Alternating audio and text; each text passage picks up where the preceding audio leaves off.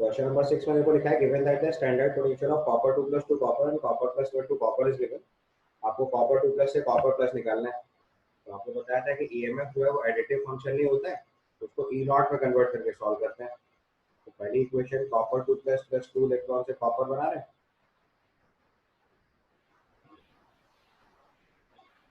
दूसरी इक्वेशन में copper plus में एक इलेक्ट्रॉन ऐड करके कॉपर बना रहे हैं। और तीसरी इक्वेशन में कॉपर 2 प्लस में एक इलेक्ट्रॉन ऐड करके कॉपर प्लस बना रहे हैं। तो अगर हम इन इक्वेशन को देखें तो इक्वेशन 1 2 3 अगर मार्क कर दें तो थर्ड इक्वेशन अचीव करने के लिए हमको इक्वेशन नंबर 1 में 2 सब्ट्रैक्ट करना पड़ेगा। तो अगर इसका डेल्टा G1 नॉट लिखेंगे तो आएगा -NFE0 0.34। डेल्टा G2 नॉट लिखेंगे तो ये भी आएगा -NFE0, ये वैल्यू रखिए 0.582। और उसका डेल्टा G3 नॉट लिखेंगे तो आएगा -FE0, ये आपको निकालना है। उसमें डेल्टा जी का एक्सप्रेशन लगा दो। तो -FE0 will be equal to -2F into 0.34 और 1 - 2 करना है तो -F इंटू 0.532 -n को हट गया पहले, यहाँ से E0 आ जाएगा आपके पास। मतलब सॉल्व करोगे तो E0 की वैल्यू आ जाएगी 0.34 इंटू 2 -0.522। ये आंसर सॉल्व करके निकाल के देखो। चलो भाई यस सर। ये 0.158 आपका आंसर है। ठीक,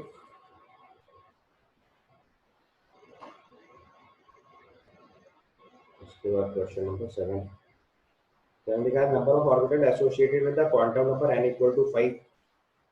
तो और s = हाफ, तो s तो स्पिन होता है, उससे ऑर्बिटल का कोई लेना ही नहीं होता। तो नंबर ऑफ ऑर्बिटल्स कितने होते हैं? n² 25।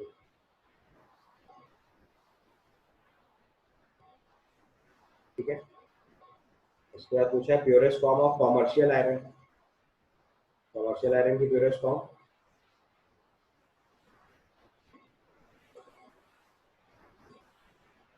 Wrought iron.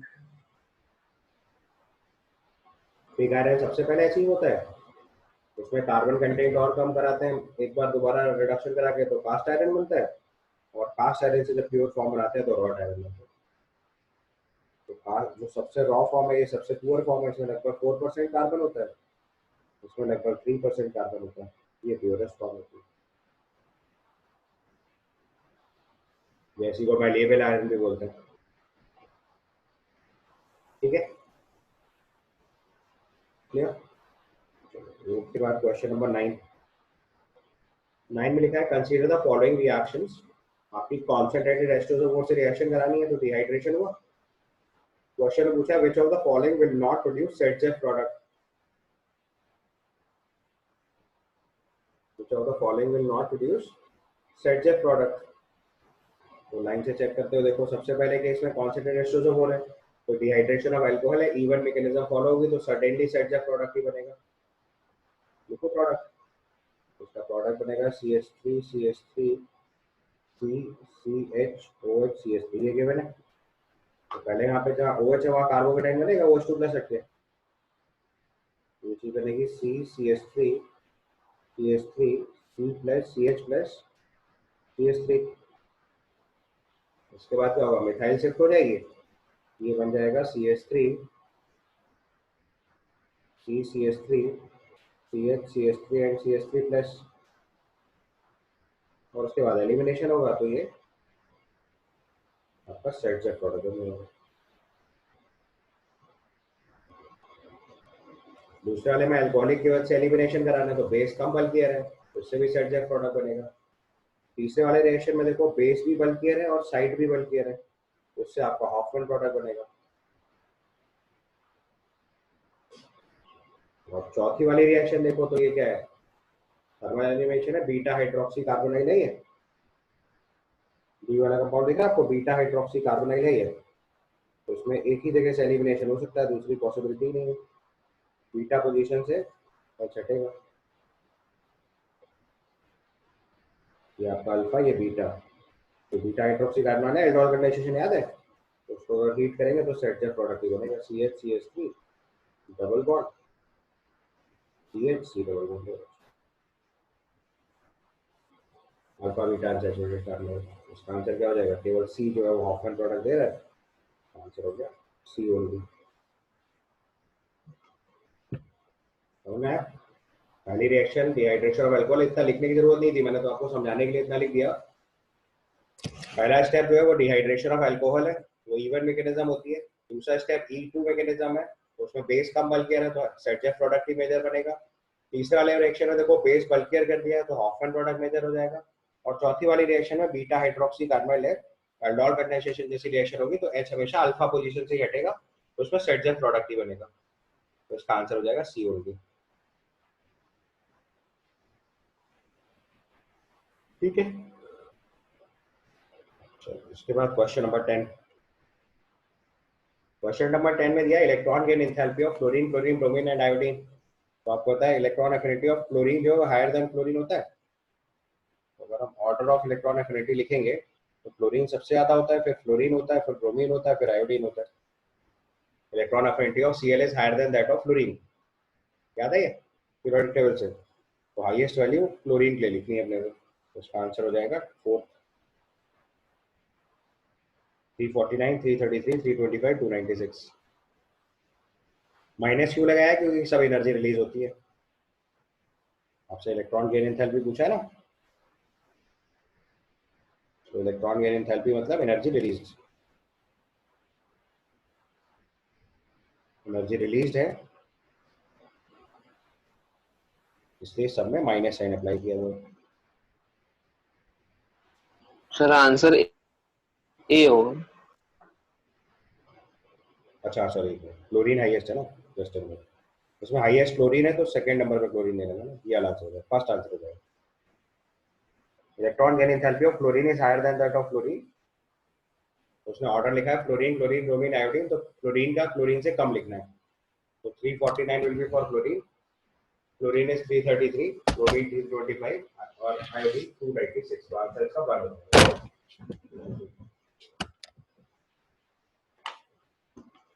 ठीक है, क्लियर? चलो उसके बाद क्वेश्चन नंबर 11 लिखो। 11 लिखा है solution of metachloroaniline, metachlorophenol and metachlorobenzoic acid. 3 compound है अपने पास। तो सबसे पहले मेटाक्लोरोएनिलीन,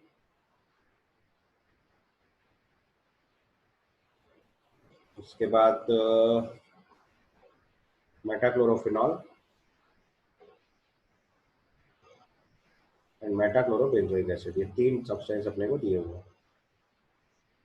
तो solution of metachloroaniline, metachlorophenol and metachlorobenzoic acid, ethyl acetate was extracted initially with saturated solution of sodium bicarbonate to give a fraction A। Sodium bicarbonate किससे react करेगा? Carboxylic acid से।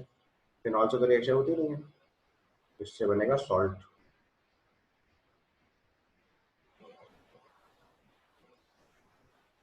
तो उसमें लिखा है था ethyl acetate is extracted initially with the saturated solution of this gives fraction A, ये आपका फर्स्ट फ्रैक्शन हो गया। The leftover organic phases was extracted with dilute NaOH solution। अब NaOH क्या बेस है, NaNH2 भी बेस है, तो ये इससे रिएक्ट कर जाएगा।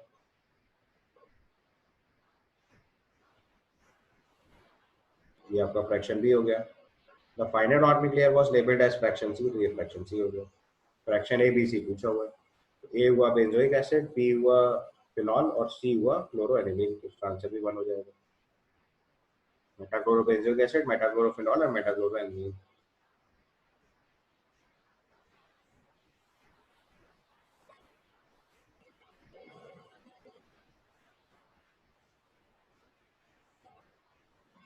ओके, क्लियर 11 तक? चलो उसके बाद क्वेश्चन नंबर 12 देखो। 12 लिखा था IUPAC name of the complex. तो उसमें देखो हमारे पास प्लेटिनम सेंट्रल एटम है और ये पार्ट ऑफ कैटायन है, इसलिए प्लेटिनम ही लिखेंगे। ऑक्सीजन स्टेट ऑफ प्लेटिनम निकालोगे तो 2 क्लोराइड आयन है, तो ऑक्सीडेशन नंबर इसका +2 आ जाएगा। अब लिगेंड देखो, एक अमोनिया है, एक क्लोराइड है और एक मिथाइल अमाइन है। बट लेकिन आपको ध्यान रखना, मिथाइल अमाइन नहीं लिख सकते क्योंकि IUPAC नेम में जो लिगेंड्स ऑर्गेनिक वाले होते हैं उनके ऑर्गेनिक IUPAC नेम लिखे जाते हैं। उसको लिखना पड़ेगा मेथेनामाइन।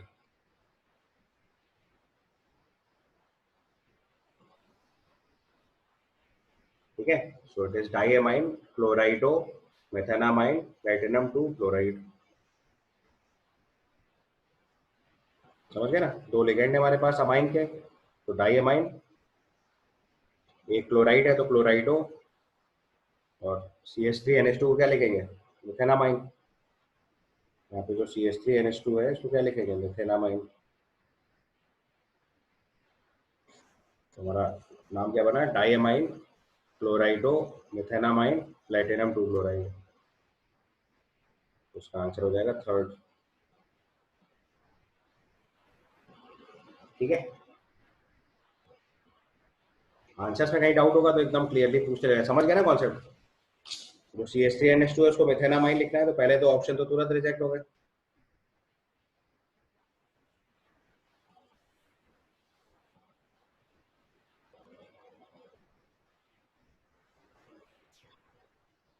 और जो लिगेंड्स है उनको अल्फाबेटिकल ऑर्डर में लिखना होता है, तो पहले अमाइन लिखेंगे, फिर क्लोराइडो लिखेंगे, फिर मेथेनामाइन लिखेंगे। सो diamine chlorido methanamine platinum 2 chloride. First वाले में अल्फाबेटिकल ऑर्डर का प्रॉब्लम है, सेकंड वाले में अमाइनो मेथिल लिखा है वो तो गलत है ही, और फोर्थ वाले में बेस लिखा है, बेस केवल ऑर्गेनिक लिगेंड्स के साथ यूज करते हैं या कॉम्प्लेक्स लिगेंड्स के साथ लिखते हैं, अमाइन के साथ बेस नहीं लिखेंगे, अमाइन के साथ डाई लिखेंगे। ठीक, चलो उसके बाद आ गया क्वेश्चन नंबर 13। 13 लिखा, among the following statements which of the following is not proposed by Dalton. तो डाल्टन थ्योरी में क्या बताया गया था, chemical reaction involves reorganization of the atom, सही है, neither created nor destroyed. Matter consists of individual atoms and all atoms of a given element are identical properties including identical mass, atomic atoms of different elements is differs in mass, ये भी सही है। Last part में लिखा हुआ है when gases combine or reproduce in a chemical reaction then they do so in a simple ratio of volume provided by all the gases। यही answer हो गया क्योंकि ये गैलियोस लॉ है। This one is Galileo's law.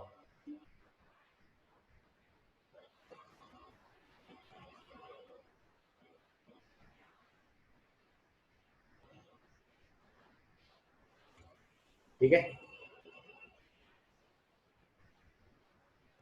इसका लिखा है relative strength of interionic intermolecular forces is in the decreasing order. तो सबसे स्ट्रॉन्ग इंटरेक्शन कौन सा होता है, आयन डाइपोल, फिर dipole dipole, sorry ion ion, फिर आयन डाइपोल, फिर डाइपोल डाइपोल। ये आंसर हो गया, आयन आयन इंटरेक्शन स्ट्रॉन्गेस्ट होगा, फिर आयन डाइपोल हो जाएगा, और सबसे वीक डाइपोल डाइपोल हो जाएगा। Ion ion interaction is highest क्योंकि प्योर इलेक्ट्रोस्टैटिक फोर्स काम करेगा, आयन डाइपोल में इंटरेक्शन वीक हो जाएगा, डाइपोल डाइपोल में और वीक हो जाएगा। तो उसमें स्ट्रेंथ पूछी, रिलेटिव स्ट्रेंथ, तो हाईएस्ट स्ट्रेंथ हुआ आयन डाइपोल, आयन आयन, फिर आयन डाइपोल, डाइपोल डाइपोल। ठीक है, उसके बाद 15 देख लो। 15 लिखा है मैच द फॉलोइंग। ये आपके विटामिन का क्वेश्चन है सीधे सीधे। Riboflavin, thiamine, pyridoxine and ascorbic acid, proper NCERT का क्वेश्चन है, दिखाऊं सीधे।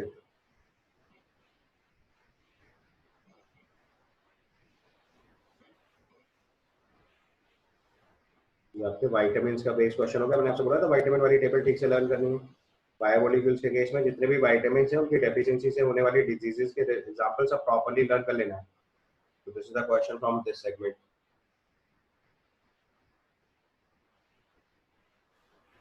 ये आपको देखो लाइन से चारों विटामिन पकड़ लिए उसमें, B1, B2, B6, B12 और vitamin C. B1, B2, B6 and vitamin C, ये सारे विटामिन आपके डायरेक्टली पकड़ लिए गए हैं।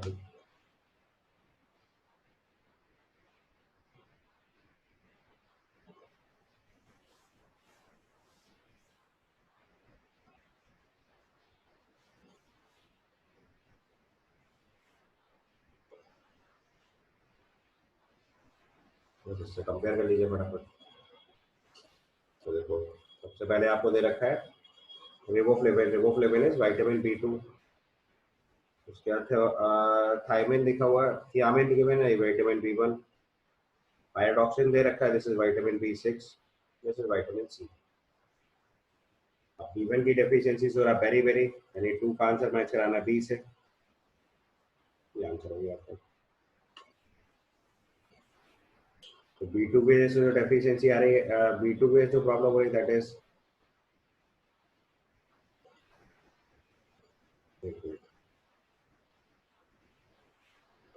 थोड़ा सा थोड़ा एक बार ढंग से मैच करो। रिबोफ्लोविन के केस में मैच कराना है अपने को, दिस इज रिबोफ्लोविन, इसकी वजह से आ रहा है फिलेसिस, मतलब फर्स्ट का आंसर सी।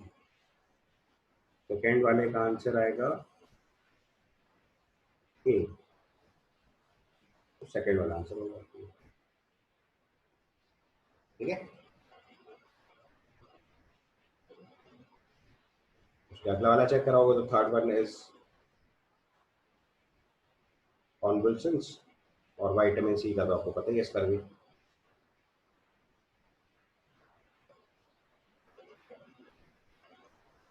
ठीक है। उसके बाद अगले केस में पूछा है, in comparison to the zeolite process for the removal of permanent hardness the synthetic resin method is. तो सिंथेटिक रेजन मेथड ज्यादा बेटर होता है, क्योंकि सिंथेटिक रेजन कैटायन भी एक्सचेंज करता है और एनायन भी एक्सचेंज करता है। जियोलाइट जो है वो केवल कैटायन एक्सचेंज करता है। जियोलाइट याद है, जियोलाइट क्या होता है, Na2Al2Si2O8 है। उसकी रिएक्शन आप अगर कैल्शियम 2+ से कराओगे तो कैल्शियम आयन रिप्लेस हो जाएगा। तो केवल क्या काम कर रहा है, कैटायन एक्सचेंज है। तो जियोलाइट का फंक्शन देखोगे तो केवल क्या कर रहा है, कैटायन एक्सचेंज कर रहा है। जबकि अगर आप ion synthetic ion resin method लोगे तो उसमें कैटायन भी एक्सचेंज हो सकता है, एनायन भी एक्सचेंज हो सकता है। तो ये चीज मोर इफिशिएंट हो जाएगी। तो in comparison to zeolite process for the removal of permanent hardness the synthetic resin method is more efficient as it can exchange both cation as well as anion. उसका आंसर हो जाएगा 2, ठीक है। सिंथेटिक रेजन में cation और anion दोनों exchange हो सकते हैं। चलो उसके बाद आ जाओ क्वेश्चन नंबर 17। 17 लिखा था, theory that can be completely और properly explains the nature of bonding of NiCO4। NiCO4 की बॉन्डिंग याद है, तो क्या होता है कि निकेल है और इधर कार्बन मोनोऑक्साइड है। तो कार्बन मोनोऑक्साइड अपना जो सिग्मा इलेक्ट्रॉन है डोनेट करता है, ये तो करता है इनर डी ऑर्बिटल में, वैकेंट डी ऑर्बिटल में। इधर जो इलेक्ट्रॉन आता है वो आता है वैकेंट डी ऑर्बिटल में, या फिर एनसीईआरटी से इसका प्रॉपर डायग्राम देख लेना, आपको पढ़ाते टाइम बताया था, वैकेंट डी ऑर्बिटल में। और इधर से जो इनर डी इलेक्ट्रॉन होता है वो कार्बन के पाई एंटी बॉन्डिंग में जाता है। तो इधर से इनर डी इलेक्ट्रॉन कार्बन के पाई एंटी बॉन्डिंग मॉलिक्यूलर ऑर्बिटल में आता है, मॉलिक्यूलर ऑर्बिटल इन्वॉल्व हो रहा है।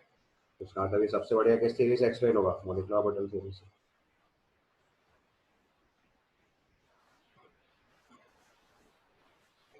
समझ आ गया, पाई एंटी बॉन्डिंग मॉलिक्यूलर ऑर्बिटल में इलेक्ट्रॉन जाता है।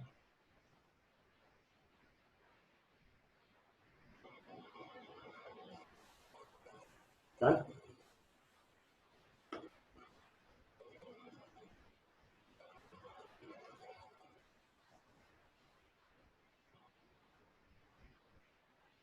समझ गया ना प्रोसीजर।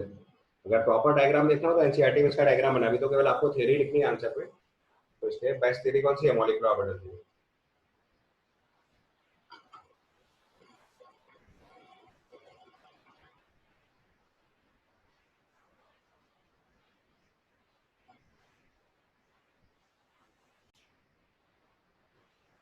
क्वेश्चन नंबर 18 में लिखा है 35 degree Celsius the vapour pressure of CH2 is 5.2 mm of mercury and that of acetone is 344 mm of mercury. A solution of CH2 in acetone has a total vapor pressure of 600 mm of mercury. The false statement among this is,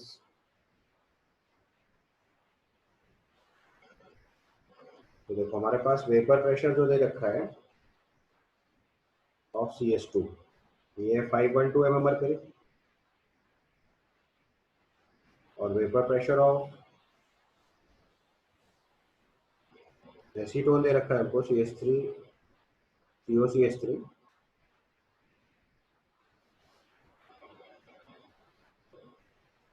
344 mm mercury, ठीक है। और total pressure दे रखा है 600 mm mercury.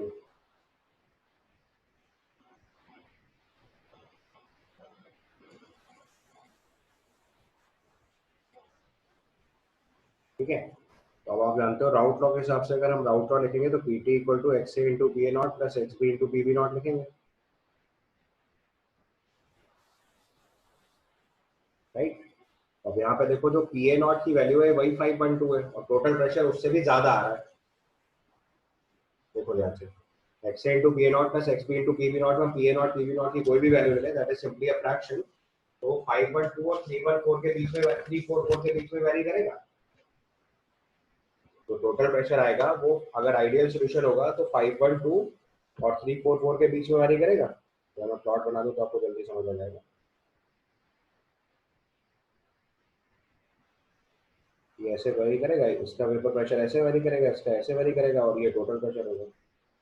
ये आपको 5.2 दे रखा है, ये 344 दे रखा है, तो आपको टोटल प्रेशर कितना दे रखा है 600। तो 600 will be certainly higher than 5.12, sorry 5.2 से ज्यादा होगी वैल्यू। तो ये समझ में आ गया आपको कौन सा डेविएशन हो गया, पॉजिटिव डेविएशन।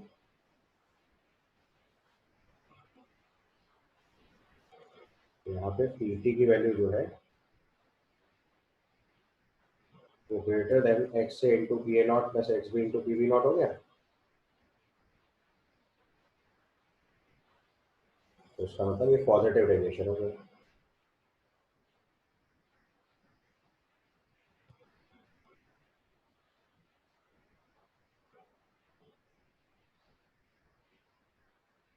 तो पॉजिटिव डेविएशन फ्रॉम राउट्स हो गया। तो पहले केस में लिखा Raoult's law is not obeyed in this system, false system पूछा तो ये तो करेक्ट हो गया।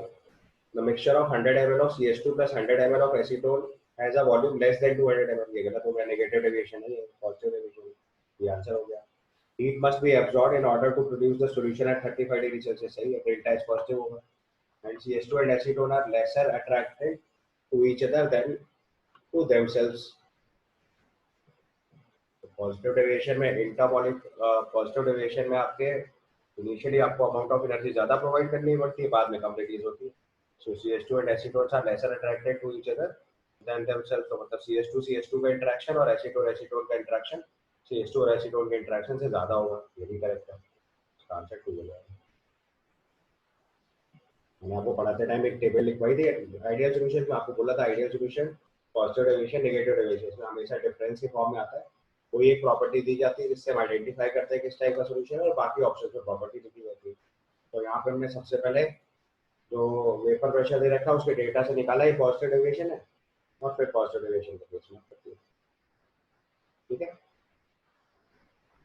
उसके बाद क्वेश्चन नंबर 19 देखो। क्वेश्चन नंबर 19 लिखा है consider the following reactions,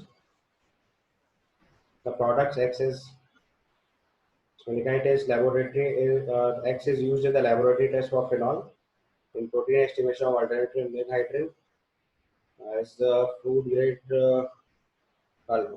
colorant and acid based titration of an indicator।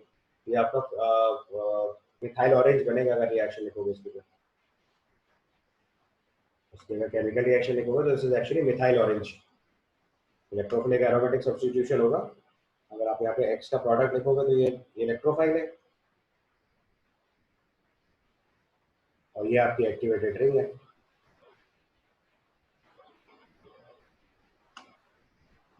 तो इस इलेक्ट्रोफाइल पे एक्टिवेटेड रिंग का अटैक होगा, राइट। तो इलेक्ट्रोफिलिक एरोमेटिक सब्स्टिट्यूशन फॉलो करो यहाँ पे, उसका फाइनल प्रोडक्ट अगर आप लिखोगे तो ये आ रहा होगा।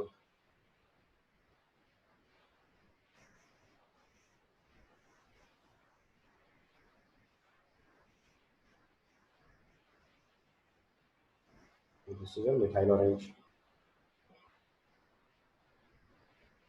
ये आपका इंडिकेटर हो गया।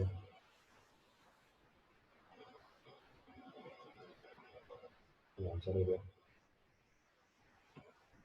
ठीक, सिंपली इलेक्ट्रोफिलिक एरोमेटिक सब्स्टिट्यूशन से कपलिंग रिएक्शन कराते थे, राइट फॉर्मेशन वाली वही प्रोसेस है।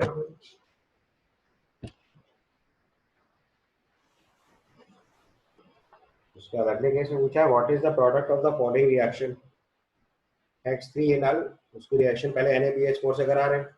NaBH4 क्या रिड्यूस करेगा एल्डिहाइड ग्रुप को अल्कोहल में। एक एक करके पहले रिएक्शन लिखना शुरू करो।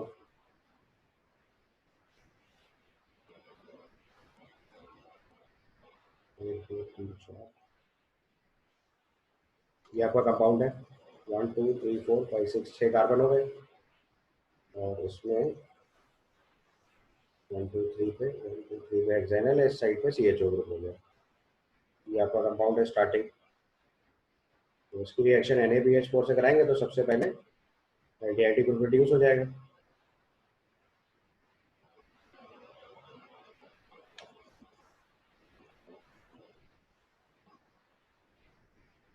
ये अल्कोहल बन गया। इसकी PBr3 से रिएक्शन कराएंगे तो वो हट के Br लग जाएगा।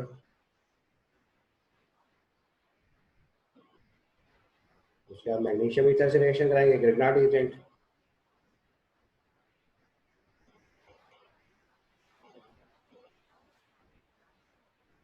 और ग्रिग्नार्ड एजेंट के बाद में CO2 से रिएक्शन कराओगे तो CH ग्रुप लग जाएगा उसी जगह पे।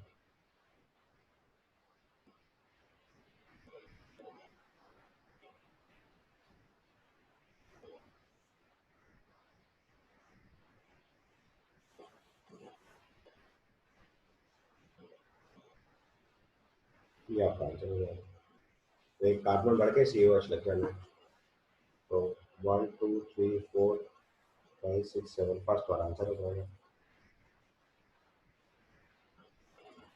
NaBH को डबल बॉन्ड या ट्रिपल बॉन्ड पर रिड्यूस नहीं करता। ठीक है।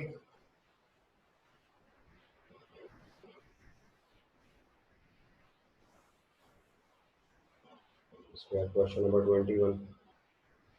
21 में लिखा है number of chiral carbon in the chloramphenicol. इसका स्ट्रक्चर देख लो बस सीधे सीधे, मैंने साइड में ड्रॉ कर दिया आपके लिए। एनसीईआरटी से कॉपीड है। केमिस्ट्री एंड एवरीडे वाला चैप्टर खोलेंगे तो you will find out this thing. तो देखो एक कायरल सेंटर ये होगा और एक कायरल सेंटर ये होगा, तो इसका आंसर 2 कायरल सेंटर आ जाएगा।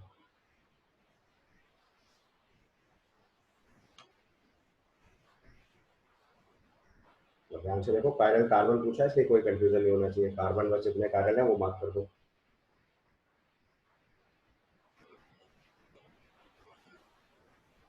ठीक है।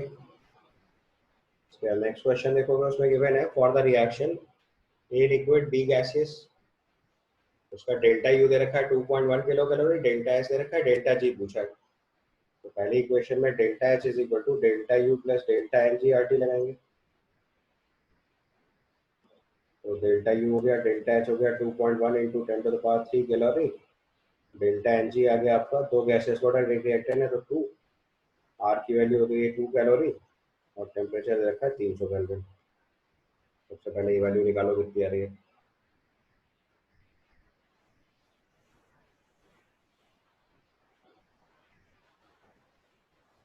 करा सॉल्व। तो 3300। ये वैल्यू आके सॉल्व होकर आ गया तो 3300 या 3.3 किलो कैलोरी लिख लेते हैं सीधे। उसके बाद फॉर्मूला लगाना है delta G is equal to delta H minus T delta S. Formula लगा तो डेल्टा जी की जगह डेल्टा एच हो गया 3.3, टेम्परेचर हो गया 300, डेल्टा एस दिया 20/1000। ये सॉल्व करके बता सकता है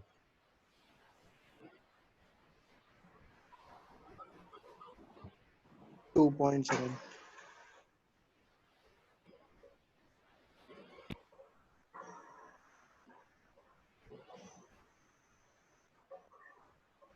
2.7 -2.7। क्या है।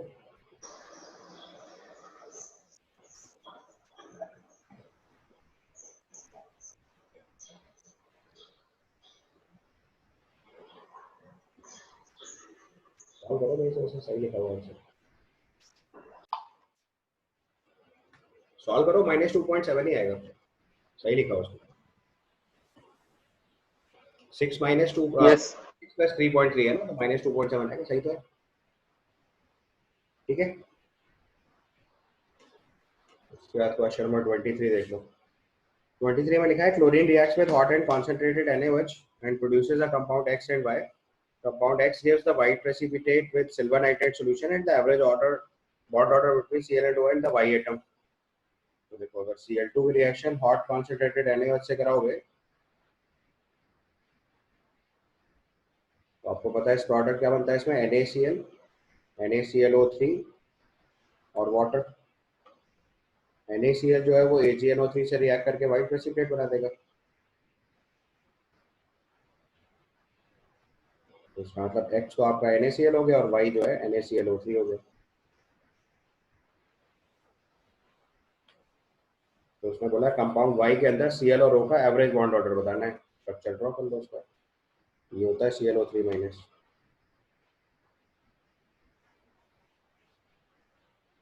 तो क्लोरीन और ऑक्सीजन का अगर बॉन्ड ऑर्डर लिखना है तो एक बॉन्ड तो देखो सब जगह प्रेजेंट है और 2 पाई बॉन्ड का रेजोनेंस 3 जगह जा रहा है, तो एक जगह कितना बॉन्ड आएगा 2/3.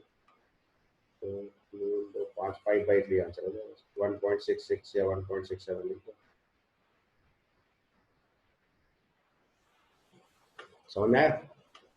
अब यहाँ पे ध्यान से देखो, हर कार्बन ऑक्सीजन के बीच में एक सिंगल बॉन्ड तो पहले से ही है, वो तो कॉमन बॉन्ड ऑर्डर हो गया. अब जो 2 पाई बॉन्ड है वो 3 ऑक्सीजन में डिस्ट्रीब्यूटेड है. रेजोनेंस लिख के देख लो इसका. राइट द रेजोनेंस, तो जो ऑक्सीजन का लोअर पेयर ऑफ ऑक्सीजन का जो माइनस चार्ज है वो दोनों ऑक्सीजन का इक्वली रेजोनेंस में जाएगा. तो इसका मतलब जो ऑक्सीजन का पाई बॉन्ड है वो इक्वली डिस्ट्रीब्यूटेड होगा 3 प्लेसेस में.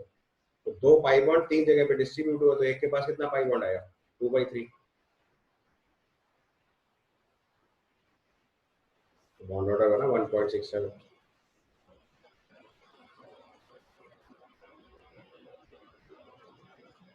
इसके बाद क्वेश्चन नंबर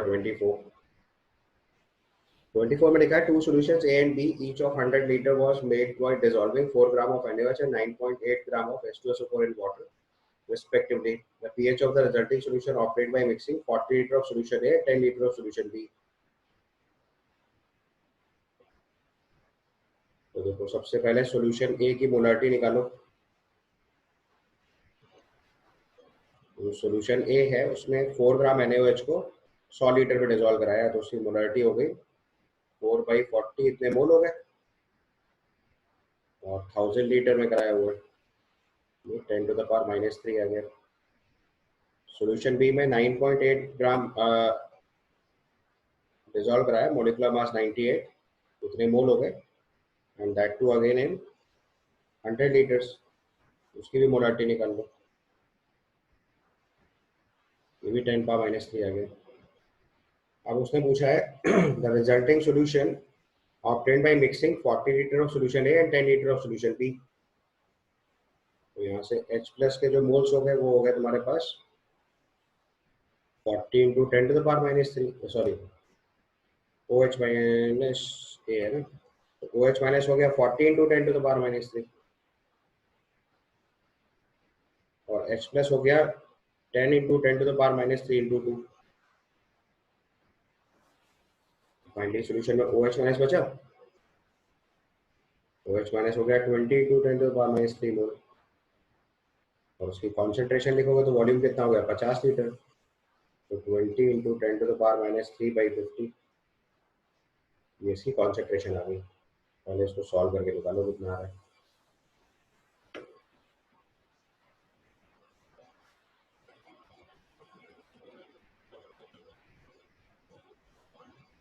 ये वैल्यू 4 इंटू 10⁻⁻⁴ आ जा रही. पहले इसमें देखिए सॉल्व करके. तो ये हो गया POH 4 - 2 log 2.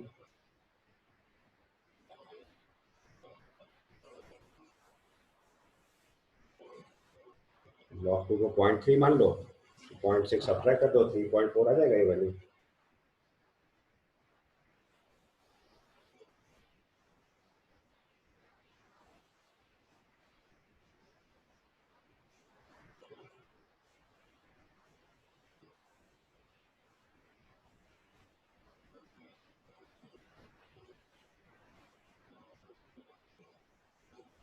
ठीक है.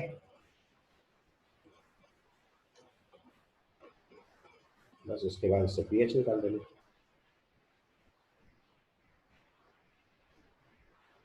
14 माइनस पीओच करके एक बार प्रॉपर्ली सॉल्व करके पूरा आंसर तक चेक कर लो।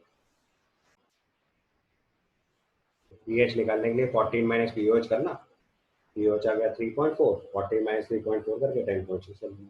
अब आपको ये तो कॉन्सेप्ट है, मैंने आपको पहले ही बोला था कि लॉग की वैल्यू थोड़ी लर्न करके रखी जाती है।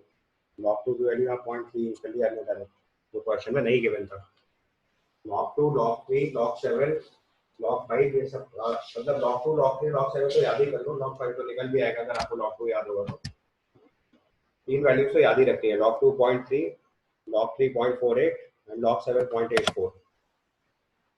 तीन वैल्यूज से एकदम परफेक्ट लर्न करके रखनी है ताकि फटाफट सवाल कर पाओ। इसके बाद question number 25। Question number 25 is given during a nuclear explosion. One of the product is 90 strontium and the half-life was 6.93 years. If 1 microgram of strontium was absorbed by the bone of a newly born baby in place of calcium, how much time in years it is required to reduce it by 90% if it is not lost metabolically? अगर 90% reduce कराना है तो initial number of nuclei अगर N not मान लिया जाए तो बाद में 0.1 एन नॉट बचेगा। और रेडियोएक्टिव का formula lambda is equal to lambda is equal to 2.303 by t,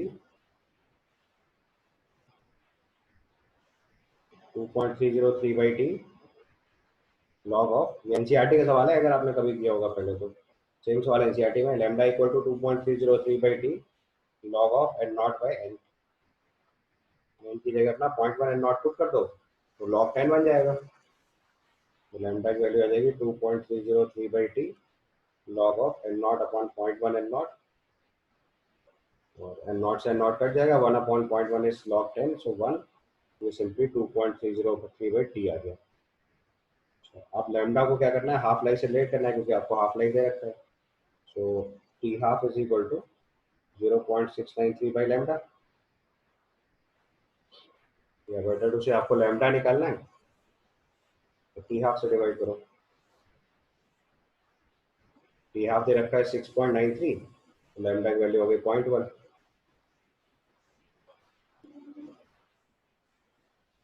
तो इसको उठा के क्वेश्चन में पुट कर दो तो टी की वैल्यू आ जाएगी 2.303 बाय 0.1, आंसर 23.03 दे सकते हैं।